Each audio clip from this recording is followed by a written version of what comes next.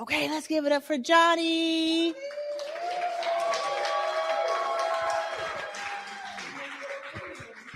So I'm gonna leave Johnny, but while they're working on that, tell us a little bit about yourself and why this conversation came to be. I am here because you are just amazing. The reason why the way that I got to this part is because you had that contest that I just joined at the very last minute at the 11th hour, found out about it, jumped on, and a bigger part of your circle. Adana had first shared you.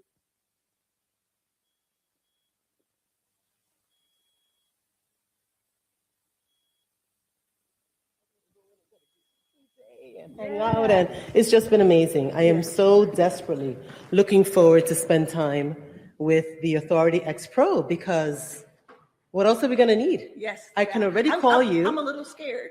I'm a little scared, right? But I love the fact that we can already call you, but this is going to get answers faster. Yeah, because you're in inner circle. Yes, I'm inner circle already. Everybody should be inner circle. Like, I don't know what we're doing because I'm gonna leave. I have never gotten this much information, this much support, this much access with any other coaching. And I've been doing coaching, I feel like, all my life. I'm a listener, I'm a learner. So she didn't pay me for that. Yes, I'm going to try to get the mic here. So I am going to step away. We're going to give Johnny our full attention just for a few minutes here, and she's going to get your mind right. Let's give it up for Johnny. Hey, okay. Thank you. So I'm going to be sending signals. Which direction the signals? Okay, so I'll move forward. Signals for the moving of the slide.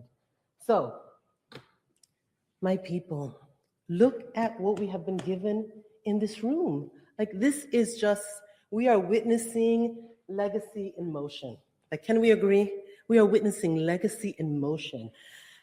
Arlen has given us the tools, the training, the systems, the community, daily content, literally, right? Were you shocked when she said every single day I post a video? Daily content from somebody who built a venture capital fund while homeless.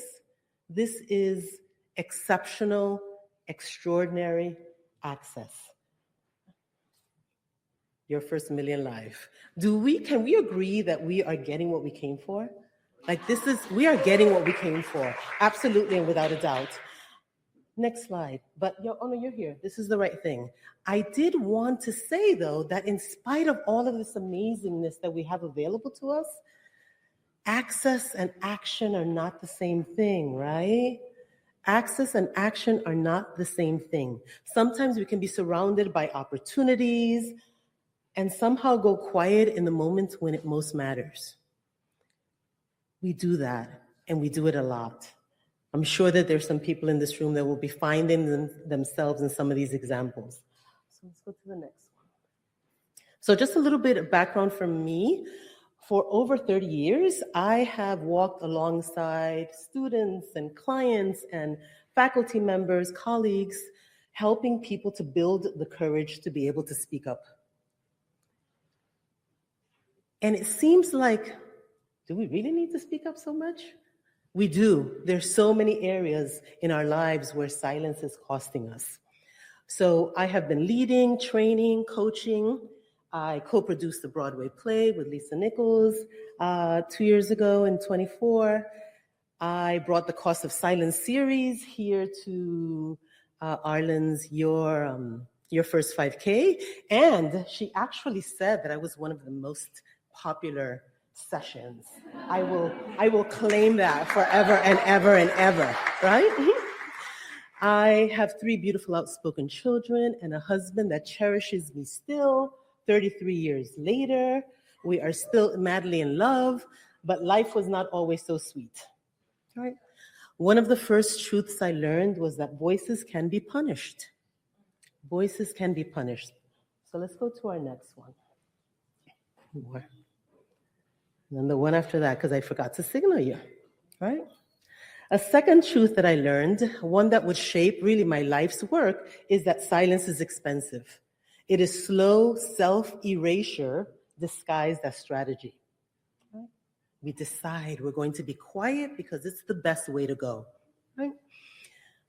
I didn't know that that would be a foundation for my life's work because none of us know what it is that we're doing, right, when we're younger. And definitely for me, I was learning to disappear as a child. It was just safer to do so. I grew up in New York's Washington Heights, Little Dominican Republic in the 70s and 80s, and I watched life from the window. Salsa and merengue would come up, and my sister and I could only watch it from above. It was a community that was filled with joy, a little bit of danger, but we didn't care about that part. But we could only observe it from above. And I remember very clearly there was one day in June, I don't quite know, 1980 or so. It was the end of the school year, just happy times, right?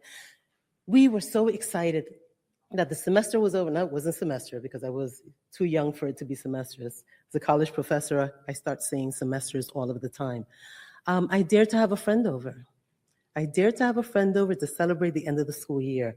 And our laughter filled the living room. It was a beautiful thing until I heard the footsteps. My mama's frame was in the doorway.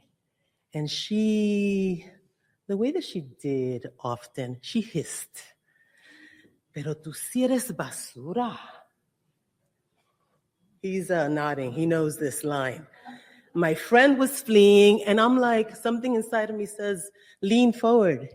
Come in, say something, right?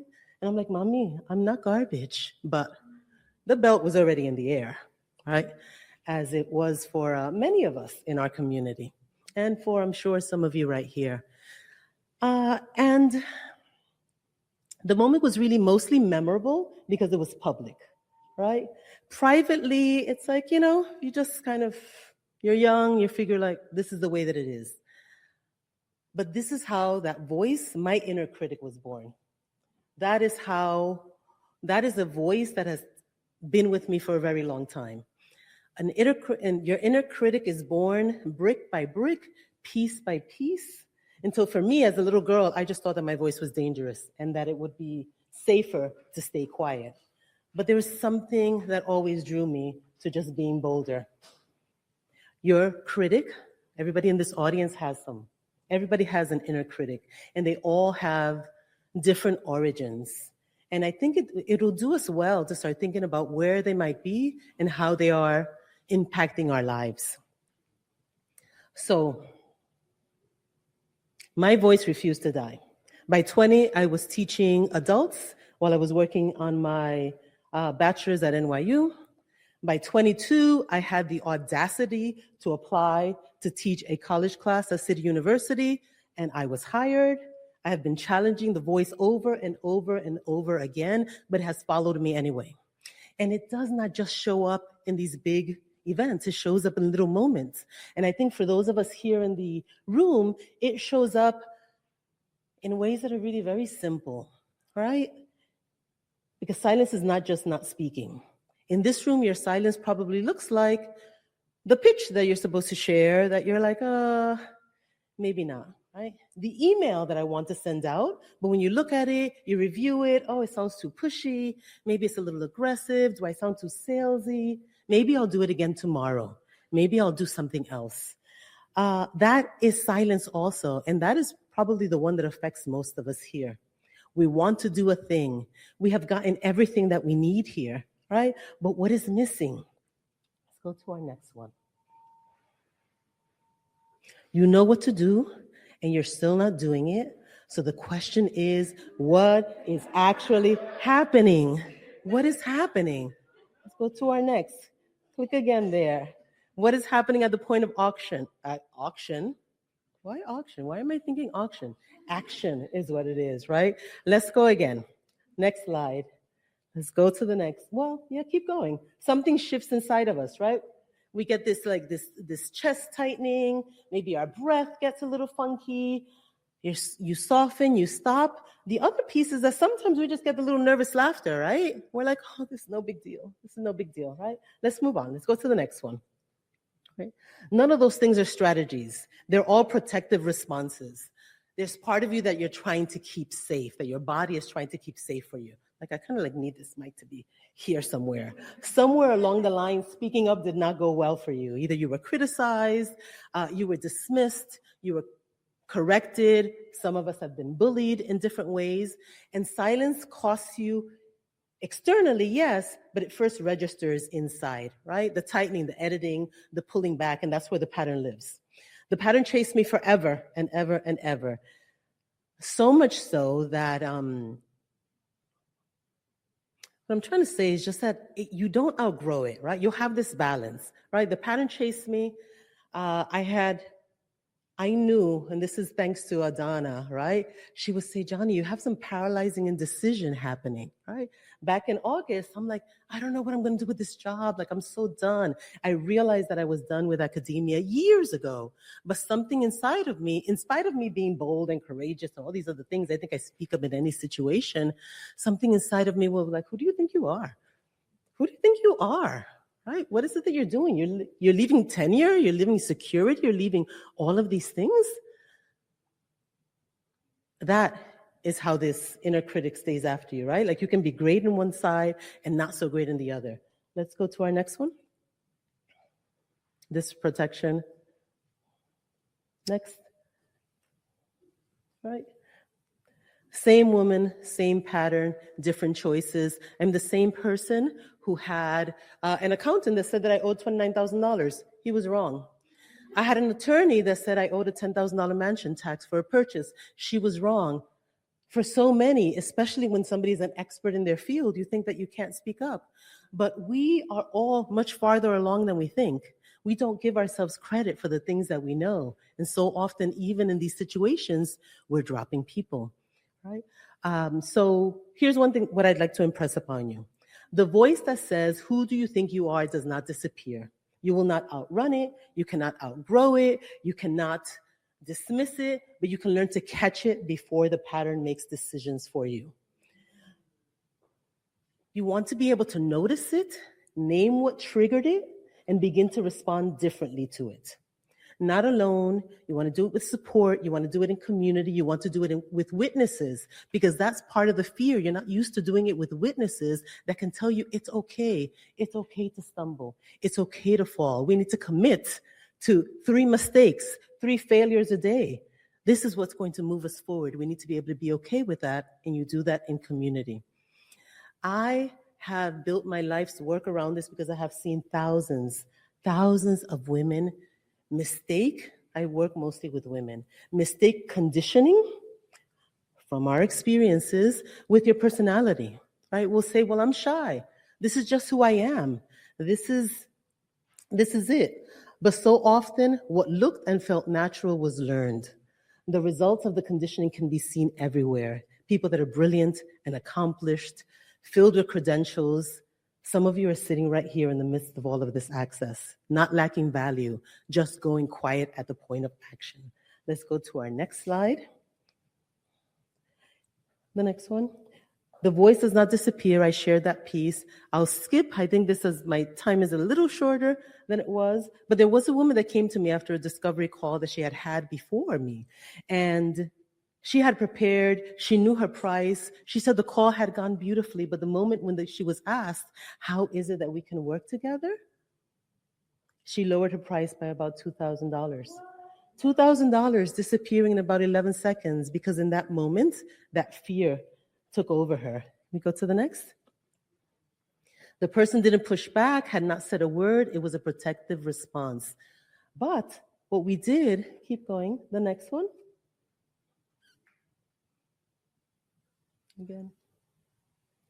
Basically what happened is just that she was able to stop letting herself be led by her inner critic, led by the fear, led by whatever it was that was trying to protect her. Let's go to our next slide. So what I'd like you to do as you go out through this week, pay attention. Pay attention to when you're pulling back. Pay attention to when you're hesitating. And ask, what am I protecting myself from right now? That's the question that we all need to carry. Because by the time you leave here, you can leave with a lot of energy, a lot of desire, a lot of motivation, but it's you. You will be the one that needs to step forward, right? While you're here, take everything from the room every strategy, every framework. Use all of it. And when the voice shows up, because the voice will show up, it isn't like if it shows up. When it shows up, don't just notice it. Analyze it. What triggered it? What is it telling you to protect? Go to our next slide. What would you do if that voice was not trying to keep you safe? Right? The awareness is the first step. This talk is naming something that many people feel, that many people experience, and we need to do something about it. Because otherwise, what is all of this for? We're learning how to make our first million and we're going to be stopped. We will stop ourselves. So as I said before, we're further along than we think. What is missing is you in action at the moment when it matters. Speaking up, let's go to our next one. Speaking up is a form of self-care. Speaking up is a form of self-respect. We need to be able to do so. When a woman speaks up, she changes her life, and she creates ripples that touch her family, her community, and every single little girl that follows.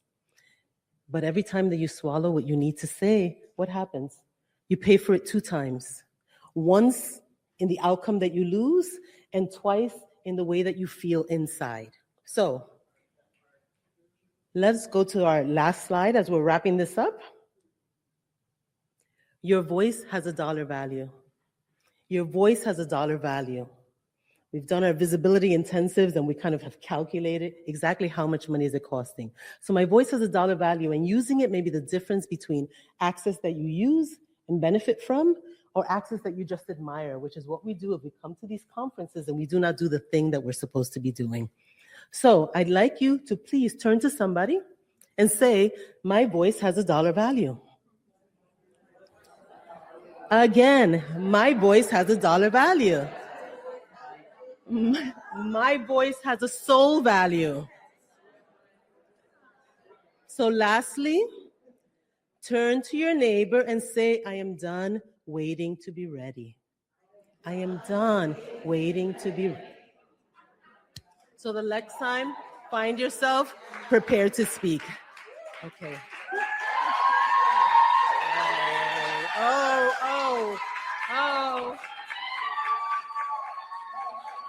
Can we give it up to Johnny?